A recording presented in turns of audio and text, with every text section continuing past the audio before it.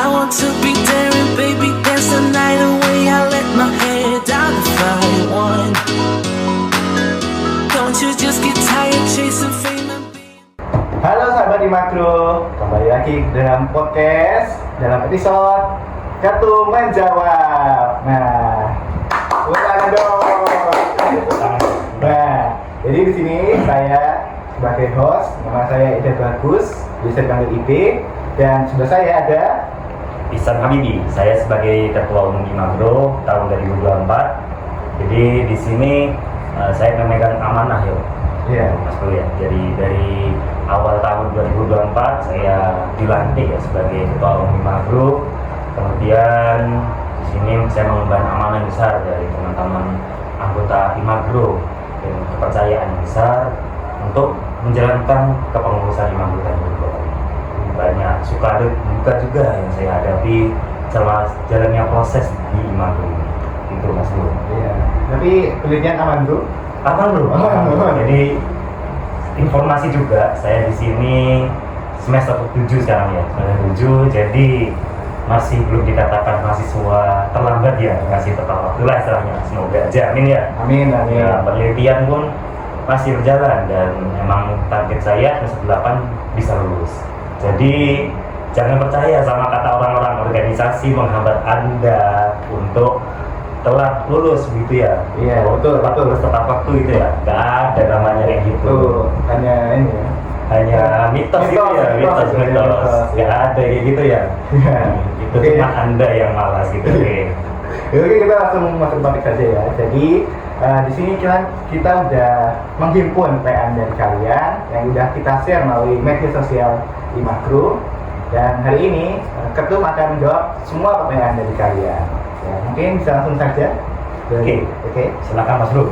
Oke, untuk pertanyaan pertama buat Mas Bro ini, kenapa agroteknologi gak ada hal maba seperti prodi lain? Silakan Bro. Oke. Pertanyaan bagus, dan sebelum aku menjawab pertanyaan ini tentunya dari mahasiswa baru 2024 ya. Jadi sebelum itu saya ucapkan selamat datang dengan salam yang hangat dan penuh kasih sayang dari kami. Selamat datang buat mahasiswa baru anggota Imakro 2024, dan nantinya kita bakal bertemu lagi di Periskop. Ditunggu aja. Jadi untuk pertanyaannya ya, kita langsung ke pertanyaannya aja ya. Kenapa agroteknologi gak ada maba seperti prodi lainnya? Ya, jadi sebenarnya ada teman-teman.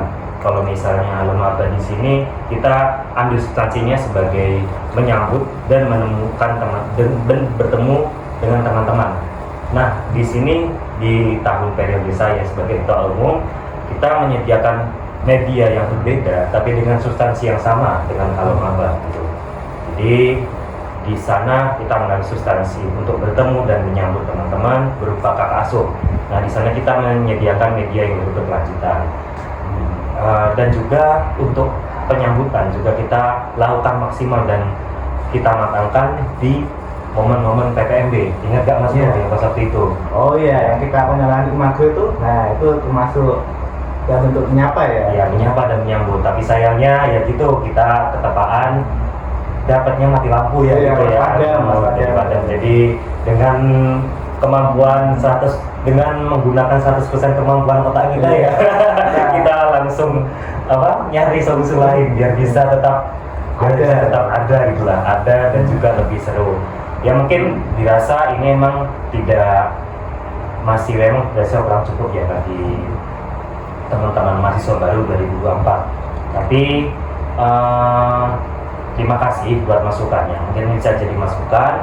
Jadi saya ucapkan mohon maaf juga kalau misalnya dirasa kurang. Nantinya sebagai gantinya kita dari kakak asuh itu melakukan catering ya, kami usahakan. Tapi ya tidak bisa dijanjikan, tapi kami mengusahakan buat kakak asuh bisa melakukan catering dengan seluruh teman-teman angkatan 2024 mahasiswa baru. Betul. Jadi ditunggu aja gitu ya. Tunggu aja. Oke, lanjut ke pertanyaan kedua.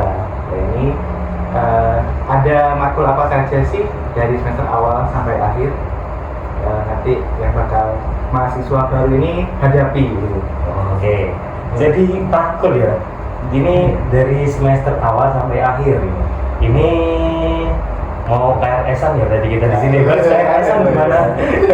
Ya, jadi lebih jelasnya sebenarnya bisa teman-teman tanyakan aja di dosen pembimbing akademis ya. Kalau kita jelaskan di sini dari awal sampai akhir itu bisa jadi 4 SKS, Mas Bro. Itu ya. Jadi kuliah nanti. Jadi kuliah gitu ya. Betul. Ya, jadi mungkin saya jelaskan aja lah mungkin beberapa sebagai gantinya ini saya jelaskan aja lah beberapa mata kuliah yang mungkin jadi yang mengenang buat saya dan Mas Bro nanti. Mungkin juga Mas Bro juga bakal sharing ceritanya gitu ya. Menurut aku yang paling seru dari matkul itu ya, aku lebih suka matkul ini si Al-Sintan pas waktu zaman dulu. Al-Sintan itu kita jadi dibawa ke fakultas lain ya, fakultas sebelah yang punya fasilitas teknologi pertanian yang lebih maju ya. Pas itu kita disuruh saat itu kita disuruh menyalakan traktor tangan gitu ya, traktor tangan secara langsung gitu lah sebenarnya. Jadi kita dikasih kesempatan langsung gitu. Dan memang di sana jadi ajang saya orang yang desa ini bisa ajang untuk pamer kemampuan saya gitu ya kan. Iya, asli petani nih guys. Asli petani. Jadi saya akhirnya ini kesempatan saya untuk pamer kawan-kawan. Dan di sana akhirnya menunjukkan keahlian saya gitu Mas Bro. Jadi buat matkul yang jadi favorit saya juga di saat saya di sini kan juga saya kan sebagai mahasiswa yang ngambil riset bioteknologi kan. Jadi juga informasi juga buat teman-teman, di teknologi itu juga ada 3 minat riset, ada teknologi tepat guna, agroekosistem, dan juga ada bioteknologi ya. Nah, di bioteknologi yang saya ambil dan yang saya paling favorit itu ada di propagasi vitro. Jadi di sana teman-teman praktikan dan mahasiswa yang mengambil mata kuliah tersebut, di sana kita diajari secara teoritis bagaimana propagasi in vitro. Kalau secara teknis mungkin dikenal sama teman-teman itu kultur jaringan ya, dan juga kultur jaringan atau belajar. Dan secara prakteknya kita juga disediakan fasilitas di lab untuk melakukan kultur jaringan secara langsung. Iya, mungkin kita lanjut ke slide berikutnya ya. Jadi sini ada yang bertanya, kenapa sih di agroteknologi ini SDM-nya semakin berkurang? Mungkin bisa jadi evaluasi ya, kalau misalnya katanya ya di agroteknologi itu sekarang minat lomba itu semakin menurun. Jadi kayak dari mahasiswa itu kurang berpartisipasi lah terkait event atau lomba-lomba lainnya yang bisa nambah prestasi. Itu dari itu kira-kira gimana? Kenapa bisa terjadi seperti itu? Oke, jadi pandangan yang bagus dari teman yang memberikan pesanan tersebut. Jadi terima kasih buat pandangannya ya. Jadi untuk kondisi aktualnya emang benar bahwasanya kalau angka jumlah prestasi mahasiswa di agroteknologi itu menurun. Yang dulunya sekitar di angka 100 menurun sekarang di angka 30-an. Nah, tapi itu angka mahasiswa yang berprestasi, bukan angka minat mahasiswa untuk mengikuti perlombaan gitu deh. Jadi untuk secara aktual ya, angka mahasiswa yang masih minat untuk mengikuti perlombaan itu masih banyak. Cuman di sini kita emang dirasa yang pertama kurang bekal dan kurang beruntung lah istilahnya ya. Jadi ya terkadang perlombaan emang kuakui selain emang kematangan peserta dari bekalnya juga ada sistem gacanya juga sistem gacha bro. Jadi ada presentasinya ya? Iya, ada presentasi kemenangan, ada change-nya, dan ya ada pengaruh-pengaruh dari faktor lain lah. Ya emang di sini emang pertama kurang bekal dan juga kurang beruntung aja dari teman-teman. Tapi tenang aja, kalau misalnya untuk peminat untuk kegiatan lomba di sini masih banyak kok untuk yang ingin mengikuti kegiatan lomba. Tentunya saja di sini dari teman-teman pengurus di Makro sudah banyak membantu mendampingi untuk pencairan dana dari delegasi teman-teman yang ikut mengikuti lomba di universitas lain, di daerah lain. Praktis antusiasmenya sangat tinggi masih untuk mengharumkan nama baik dari agroteknologi Fakultas Pertanian Universitas Jember. Itu bro. Iya, jadi tahu ya, jadi memang sebenarnya itu banyak faktor ya yang bisa Iya. mempengaruhi. Jadi mudah-mudahan kedepannya atau nanti bisa mencetak prestasi baru ya dan lebih banyak lagi. Mungkin lanjut saja pertanyaan berikutnya. Siapa sih calon ketum IMA Group? Wah, pertanyaan yang bagus ini ya. Oke, jadi untuk menjawab hal ini nih, ada ini di sini. Calon ketumnya di sini loh. Ini, Ya. ini. Datang nggak? Oh, kelihatan guys yang bentuknya guys. Kelihatan dia, kelihatan dia. Oh iya, kelihatan nih. Ini calon ketumnya kelihatan guys. Ya, ada dia kan. Ya. Dia kita tahu dia. Jadi untuk mengetahui itu teman-teman nanti datang aja lah di Pleno 4. Jadi di sana ada beberapa kandidat yang maju, bisa teman-teman dukung bagi teman-teman yang merasa sesuai dengan kandidat itu. Ya, betul. Untuk saat ini ya ini di sini saya duduk dia. Betul. Penasaran teman-teman, datanglah ke Pleno 4. Ya, jangan lupa ya, ditunggu nanti di sana. Nah, oke lanjut. Gimana sih Kak biar bisa jadi ketum IMA Group? Lah ini gimana caranya bisa jadi ketum nih? Oke, pertanyaan selanjutnya ini cukup berat ya. Ini ya, cara tips dan triknya dari ketua umum. Di sini yang utama dan pertama adalah niat teman-teman.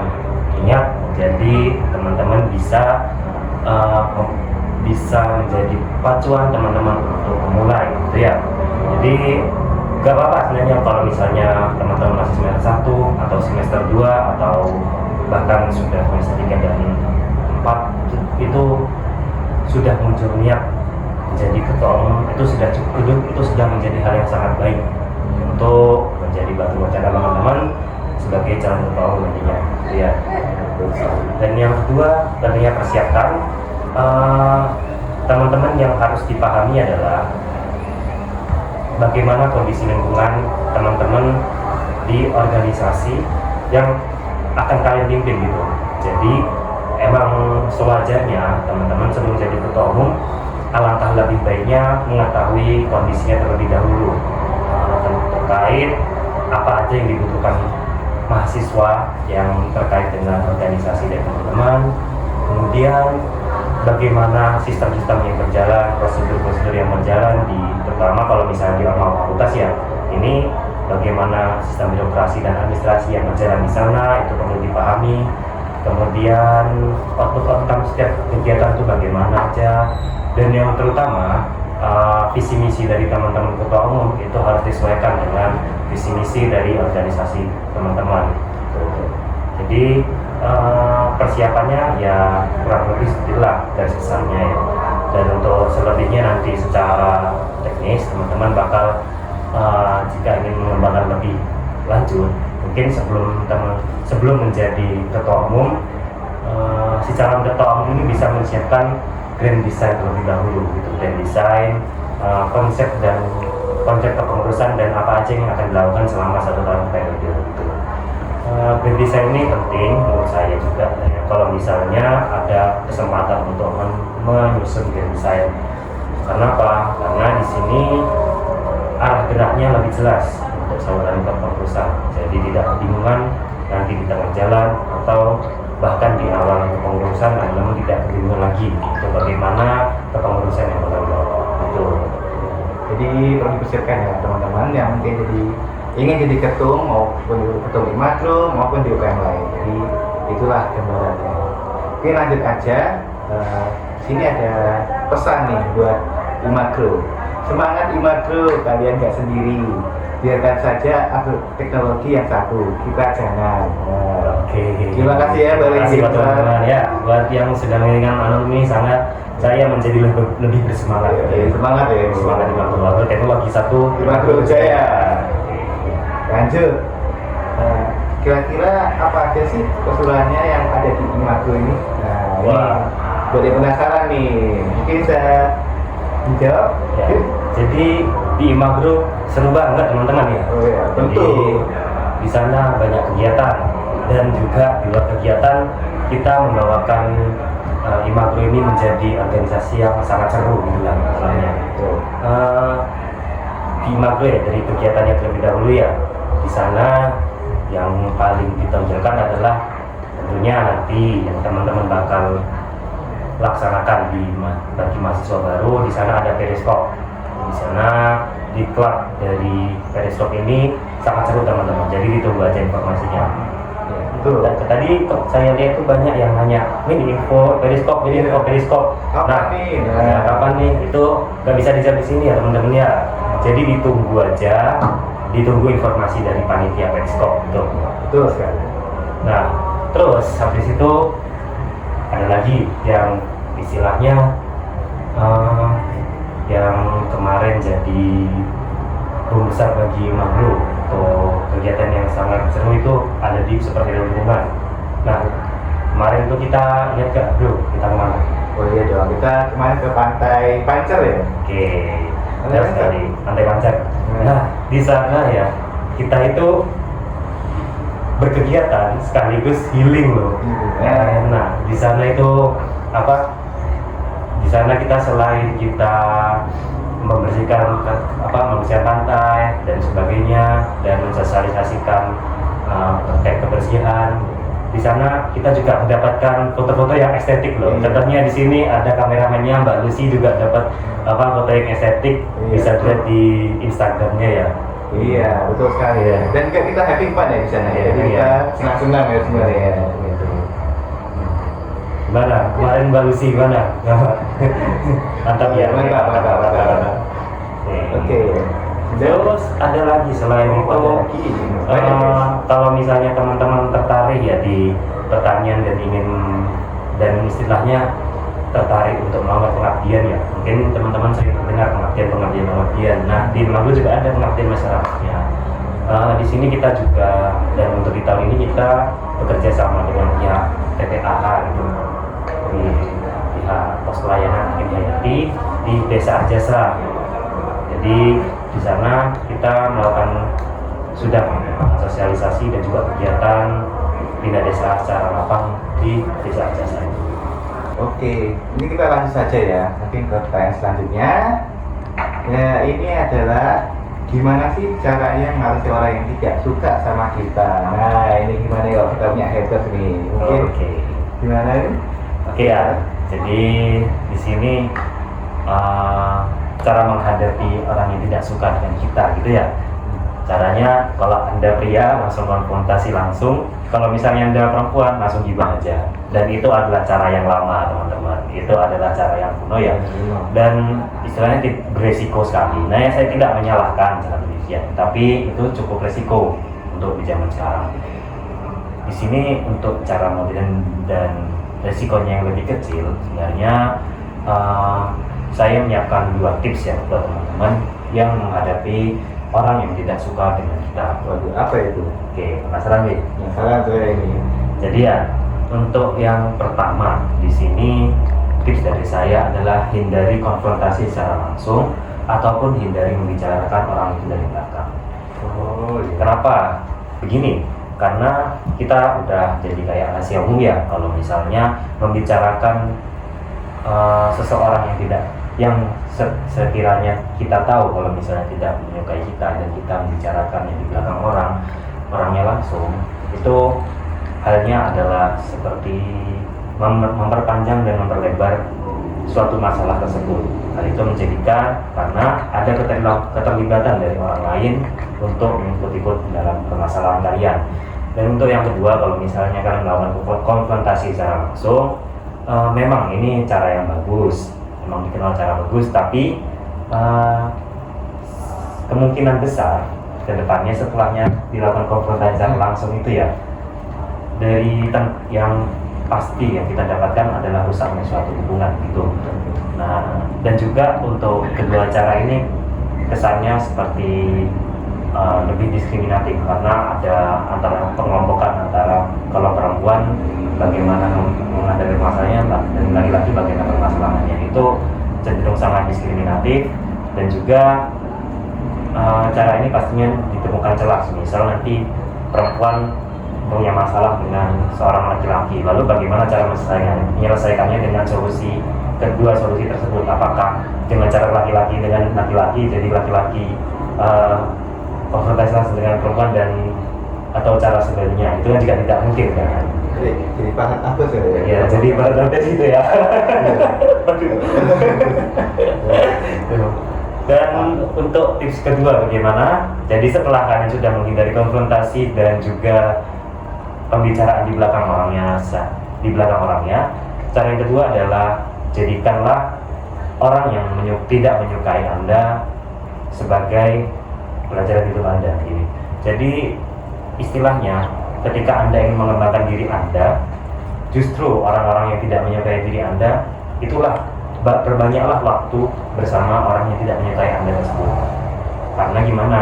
Karena kalau misalnya kita semakin menghabiskan waktu dengan orang-orang yang tidak menyukai kita, emang terkesan lelah, tapi banyak pelajaran yang diambil. Misalnya gini, dan juga dari kita bisa mengambil suatu pengembangan diri dari kita. Gimana contohnya? Semisal dengan kita selalu bersama dengan orang yang tidak kita sukai, kita bisa belajar banyak. Yang pertama seperti komunikasi persuasif. Terus yang kedua, misalnya ingin belajar diplomatis, Anda bisa belajar dengan orang-orang yang tidak menyukai dengan Anda. Kemudian juga istilahnya bisa menjadi bahan pelajaran untuk bagaimana Anda memposisikan sebagai orang lain gitu. Nah, aku ambil contoh aja komunikasi persuasif ya. Kan tujuannya komunikasi persuasif itu apa sih? Sebenarnya kan komunikasi persuasif itu kan tujuannya adalah mengubah pemikiran dari orang yang tidak suka dan tidak mau tahu menjadi orang yang suka kan dan mau tahu kan. Oh iya. Nah, itu komunikasi persuasif itu secara sederhananya aja lah. Nah, untuk belajar komunikasi persuasif itu gimana sebenarnya? Untuk selain secara teoritis ya, cara praktek sebenarnya bisa dilakukan lah dengan kita berjualan atau misalnya gimana. Tapi itu kan perlu modal. Nah, gak usah jauh-jauh kalau misalnya teman-teman ingin belajar komunikasi persuasif dan tidak membutuhkan modal. Gimana caranya? Kan ada teman Anda sendiri yang tidak menyukai Anda. Nah, gitu. Jadi pastinya seringlah kita pasti ketika bersama dengan orang yang berkisah tersebut, seringlah pasti kita berusaha untuk mengubah pemikiran orang tersebut dari yang tidak sesuai dengan kita menjadi yang sesuai dengan kita. Kan ada pastinya keterlibatan komunikasi persuasif, retorika yang baik bagaimana, kemudian misalnya nanti bakal untuk menjadi lebih diplomatis itu bagaimana, itulah istilahnya. Jadi itu quotes dari aku gitu ya, quotes Ihsan Habibie 2024 gitu ya. Jadikanlah orang-orang yang tidak menyukai Anda sebagai media untuk bagi Anda untuk belajar gitu. Terima kasih ya quotes-nya. Iya, quotes. Oke, lanjut. Ini lebih spesifik ya. Gimana sih cara Imagro menghadapi hatersnya? Aduh, ini gimana nih? Ini kayaknya haters nih yang ngirim ya. Oke, gak apa. Jadi untuk Imagro seperti yang aku sampaikan tadi, dari Imagro tentunya tetap menganggap teman-teman yang tetap menganggap haters itu. Bahkan kami tidak pernah menyebut kita punya haters, tapi di sana ada teman-teman yang cara mencintainya itu berbeda cara. Gitu. Ada yang cara mencintainya secara langsung menjadi pengurus, ada yang mencintai Imagro dengan mengharumkan nama Imagro melalui prestasi akademis atau momen akademis, dan bahkan orang-orang yang menjadi oposisi yang anggapannya kalau misalnya orang sewajarnya itu menganggapnya sebagai oposisi, itu tetap kami sebut sebagai orang-orang yang mencintai Imagro, namun dengan cara yang berbeda gitu. Jadi semua karena cinta, semua karena cinta. Ya, kita betul sekali ya. Jadi kita juga terbuka ya terkait kritik ya. Jadi itu kita jadikan masukan juga ya sebenarnya. Iya benar. Contohnya aja ini, ya kan kita mau ngelakuin podcast untuk menjawab pertanyaan teman-teman gitu. Nah, oke lanjut ke selanjutnya ya.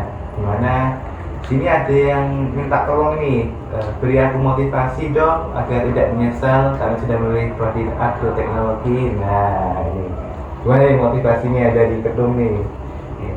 Kalau kamu sendiri gimana? Menyesal? Ya kalau saya sih tidak menyesal ya, karena seperti yang kita tahu ya, kalau kita ingin menyukai sesuatu, kita harus mempelajari itu lebih dalam lagi dan juga mencari tahu apa sih alasan kita bisa masuk prodi agroteknologi, apa pengen belajar budidaya atau pengen punya lahan sendiri kan kita nggak tahu ya. Nah, itu mungkin bisa jadi acuan kalian. Kenapa sih bisa milih prodi agroteknologi gitu? Mungkin kalau dari Habib gimana? Oke, kalau dari aku ya, aku tidak menyesal. Bahkan sebenarnya ya, kalau misalnya aku cerita lagi, kita kilas balikkan ke masa-masa sebelum masuk kampus ya, aku justru malah berterima kasih ke agroteknologi ini sebenarnya. Karena gimana ya, di saat itu posisi emang saya juga nggak diterima sebagai siswa yang eligible untuk ikut SNMPTN yang tanpa tes itu. Kalau kita zamannya SNMPTN ya. Iya. Nah, kalau akhirnya aku ikut UTBK. Jadi istilahnya ya emang itu harapan terakhirku dari UTBK lah.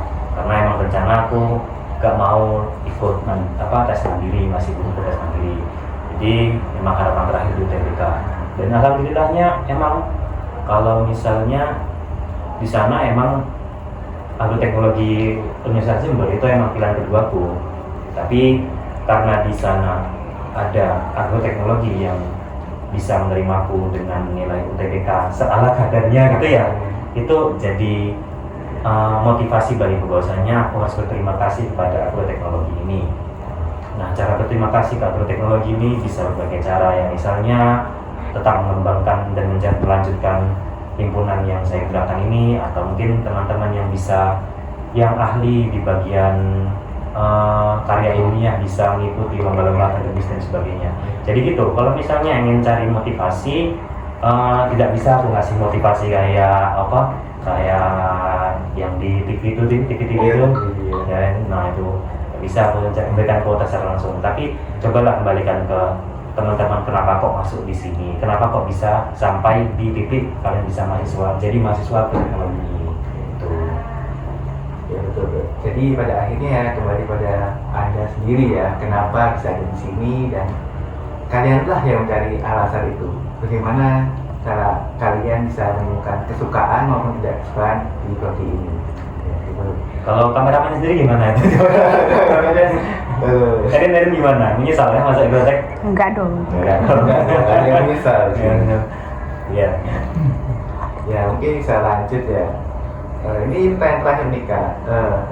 Tips biar bisa move on gimana ya Kak? Nah, gimana nih cara move on nih? Gimana ini Mas? Aku masalahnya nggak pernah ya kayak gitu-gituan, nggak paham aku.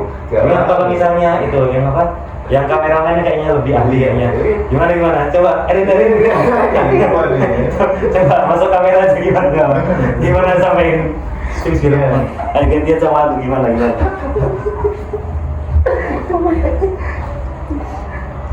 Ya, dipersilakan. Halo teman-teman. Apa nih?